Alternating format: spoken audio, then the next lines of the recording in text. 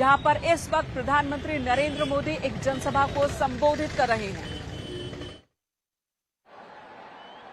मुझे भूपेंद्र भाई ने बताया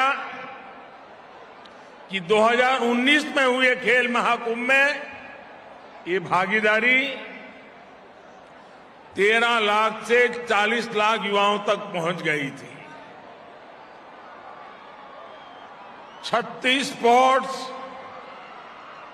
और 26 पैरा स्पोर्ट्स में 40 लाख खिलाड़ी, कबड्डी, खो खो और टग ऑफ वॉर से लेकर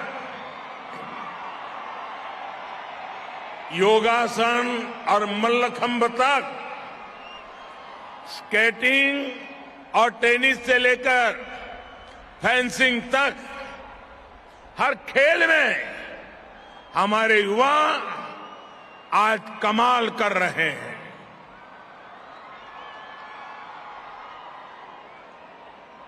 और अब यह आंकड़ा 40 लाख को पार करके 55 लाख पहुंच रहा है।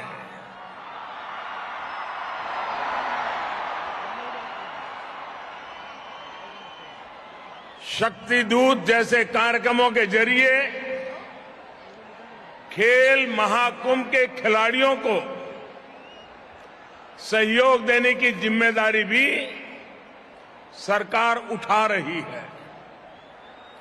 और ये जो लगातार अविराम प्रयास किए गए, खिलाड़ियों ने जो साधना की,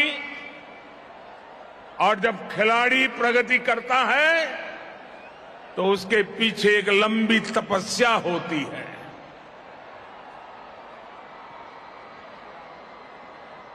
जो संकल्प गुजरात के लोगों ने मिलकर लिया था, वो आज दुनिया में अपना परचम लहरा रहा है।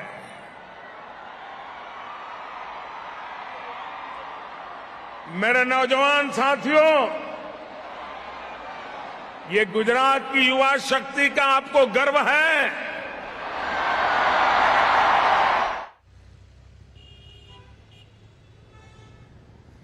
प्रधानमंत्री नरेंद्र मोदी जो गुजरात दौरे पर हैं, यूपी, उत्तराखंड समेत 4 राज्यों में बीजेपी की प्रचंड बहुमत के साथ वापसी के बाद प्रधानमंत्री 2 दिन के गुजरात दौरे पे आज अहमदाबाद में खेल महाकुंभ की शुरुआत के मौके पर जनसभा को संबोधित करते हुए, खिलाड़ियों को संबोधित करते हुए। चलिए अब बात कर लेते हैं उत्तराखंड की। और उत्तराखंड की जो हलचल है वो बढ़ गई है देहरादून से लेकर दिल्ली तक, क्योंकि उत्तराखंड में बहुमत के साथ बीजेपी सत्ता में तो आ गई, लेकिन मुख्यमंत्री कौन बनेगा, इस सवाल का जवाब अब भी नहीं मिल पाया है। सीएम पुष्कर सिंह धामी वो अपना चुनाव हार गए और इस वजह से ही अब इस नाम को लेकर, मुख्यमंत्री पद को लेकर लगातार बैठकों का दौर चल रहा है। यहाँ देहरादून में भी आवाजाही बीजेपी नेताओं की बढ़ गई है, तो देहरादून से दिल्ली तक की दौड़ वो तेजी से शुरू हो चुकी है। आज केंद्रीय राज्य मंत्री, रक्षा राज्य मंत्री वो भी वहीं पर मौजूद हैं और उन्होंने मुलाकात की महामंत्री बीएल संतोष से। सतपाल महाराज भी वहां पर है, प्रदेश अध्यक्ष मदन कौशिक भी दिल्ली पहुंच चुके हैं और लगातार अपनी अपनी लॉबिंग हो रही है। अपनी दावेदारी के साथ साथ नेता अपने किसी समर्थित नेता की भी दावेदारी करते दिख रहे हैं। तो दिल्ली में भी हलचल बढ़ चुकी है देहरादून को लेकर। पवन गौड़ हमारे सहयोगी इस वक्त दिल्ली से लाइव जुड़ चुके हैं। पवन, हर नेता वहां जो नेता पहुंच रहे हैं, कोई अपनी लॉबिंग कर रहा है तो कोई दूसरों के लिए पिच तैयार कर रहा है। किस तरह की हलचल दिल्ली में देखने को मिल रही है?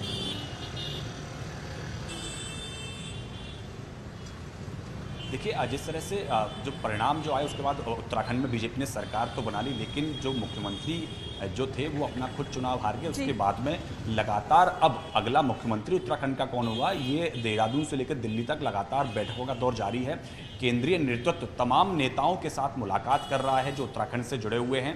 आपने देखा कि सुबह अजय भट्ट ने मुलाकात की, उसके बाद मदन कौशिक जो प्रदेश अध्यक्ष हैं उन्होंने मुलाकात की, सतपाल महाराज उन्होंने मुलाकात की, उसके बाद में सुबोध उनियाल अभी मुलाकात करने के लिए निकले हैं बीएल संतोष से।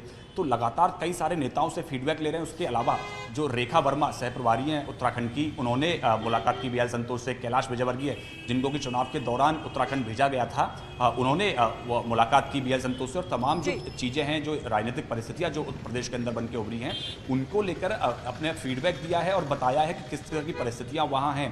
बहुत जल्दी, क्योंकि प्रधानमंत्री और गृहमंत्री दोनों गुजरात के दौरे पर हैं, जैसे ही दोनों की वापसी होगी तो BL और उन फैक्टर्स को ध्यान में रखकर ही बीजेपी आलाकमान की ओर से जाहिर सी बात है कि फैसला लिया जाएगा और उसमें ध्यान रखा जाएगा कि ग्राउंड लेवल से किस तरह की रिपोर्ट जा रही है।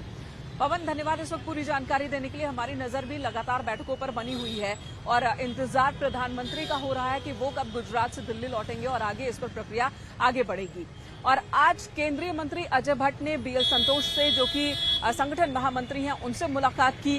पर्यवेक्षकों की नियुक्ति की भी खबर आई, लेकिन इसी बीच जब रक्षा राज्य मंत्री अजय भट्ट से पूछा गया कि उनकी इस मुलाकात का उद्देश्य क्या है, क्या बातें हुई, तो उन्होंने यही कहा कि ये शिष्टाचार मुलाकात है। साथ ही उन्होंने ये जरूर कहा कि CM धामी के नेतृत्व में चुनाव लड़ा गया, तो ऐसे में अगर पुष्कर सिंह धामी को ही दोबारा CM बनाया जाता है तो उन्हें कोई ऐतराज नहीं है। सुनिए ये बातचीत।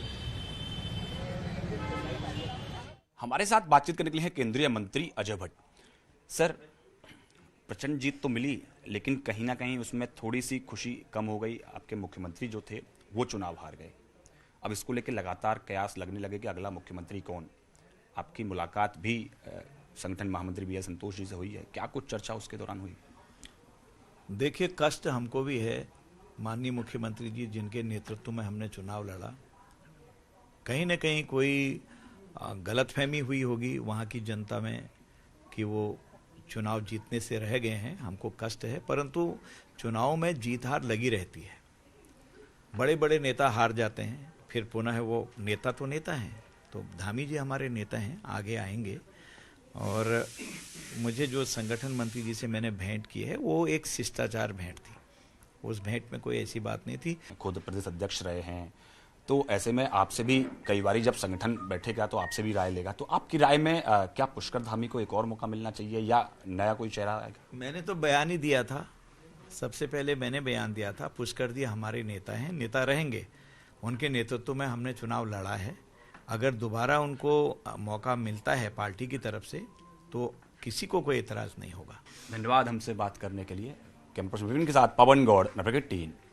दिल्ली में बैठकों का दौर जारी है तो उधर देहरादून में भी माहौल बनाने की कोशिश में लगातार नेता और उनके समर्थक जुटे हुए हैं। आज देहरादून में बीजेपी हेडक्वार्टर पर ऋतु खंडूरी का जोरदार स्वागत किया गया। महिला मोर्चा के कार्यकर्ताओं की ओर से ढोल नगाड़ों के साथ उन्होंने स्वागत किया ऋतु खंडूरी का, बधाई दी जीत के लिए। और साथ ही पार्टी आला कमान के सामने महिला मोर्चा के कार्यकर्ताओं ने डिमांड रखी है कि इस बार उत्तराखंड को महिला मुख्यमंत्री बीजेपी दे और वो मुख्यमंत्री ऋतु खंडूरी के रूप में हो।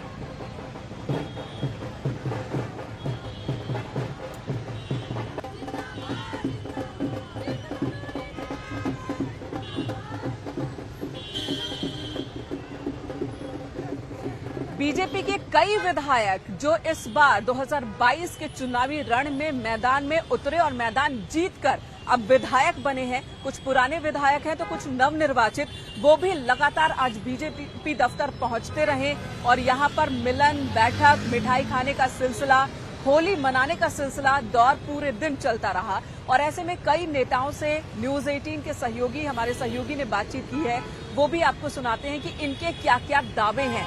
इन नेताओं में अरविंद पांडे, प्रीतम पवार, राम सिंह कैड़ा शामिल है। निर्वाचित विधायक धन सिंह रावत भी हैं, उनसे भी बात हुई। धन सिंह रावत वो चेहरा है जिनको एक बार फिर से CM की दौड़ में माना जा रहा है, तो वहीं कैड़ा ये वो हैं जो विधायकी जीत कर आए हैं इस वक्त। मैं पूरे उत्तराखंड वासियों को अपनी ओर से शुभकामनाएं दे रहा हूं कि उन्होंने बीजेपी का ध्यान रखा और मोदी जी का, जो हमारे माननीय प्रधानमंत्री हैं, हम सब लोग मोदी जी के कारण ही चुनाव जीत गए हैं। सर, मुख्यमंत्री को लेकर बड़ी हलचल है, आपका नाम भी चर्चाओं में। देखिए, ऐसा है कि 47 विधायक हमारे चुन के आ रखे हैं, तो क्या हलचल होनी है। हम में से कोई भी केंद्रीय नेतृत्व जिसको भी यहाँ नेता चुनेगा, हम सब उसके साथ खड़े हैं। एक तरफ बीजेपी के विधानमंडल दल की बैठक का इंतजार है तो दूसरी तरफ उम्मीद की जा रही है कि कांग्रेस विधानमंडल दल की भी बैठक बहुत जल्द होगी और इस मीटिंग के दौरान चुना जाना है नेता विपक्ष का नाम कि कौन होगा कांग्रेस की ओर से अगला नेता प्रतिपक्ष। देखिए ये रिपोर्ट।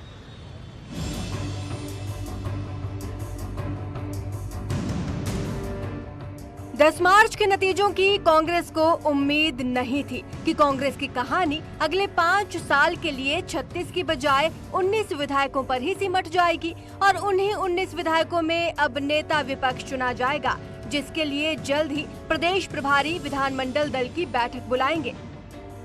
ये हमारे प्रभारी जी, मैं समझता हूँ निकट भविष्य में जल्दी ही कांग्रेस विधानमंडल दल की बैठक आहूत करेंगे और जब बैठक आहूत होगी तो उसके बाद जो है नेता प्रतिपक्ष का चयन भी हो जाएगा। हार की समीक्षा की बैठक आपको क्या लगता है कब तक हो जानी चाहिए? देखिए, हम शीघ्र जो है जो हार हुई है इसके लिए बैठक आहूत करने का काम करेंगे। कांग्रेस के चुने गए विधायकों को जहां नेता विपक्ष चुनना है, वहीं ये भी सोचना है कि लगातार दूसरी बार इतनी बुरी हार क्यों हुई, क्योंकि अब हाल सुधारने की बात करने से पहले कांग्रेस के बड़े नेताओं को कई सवाल आपस में पूछने होंगे और इसके लिए भी होली के तुरंत बाद बैठक की तैयारी है। प्रदेश अध्यक्ष का तो यहाँ तक कहना है कि वो इस सवाल के साथ जनता के बीच भी जाएंगे। नहीं, मैं समझता हूँ कि ये नेता प्रतिपक्ष के रूप में हमारे जो चुने हुए विधायक और हमारे हाईकमान की सामूहिक जो मंशा होगी वो सबके सामने आ जाएगी। हार की समीक्षा निश्चित रूप में करेंगे। मेरे विचार, दूसरे के विचार, अन्यों के विचार, कार्यकर्ताओं के विचार, मैं जिले जिले तक जाऊंगा, मैं ब्लॉक तक जाऊंगा। यहाँ रुकेंगे एक छोटे से ब्रेक के लिए, तुरंत लौटेंगे, आप बने रहे हमारे साथ।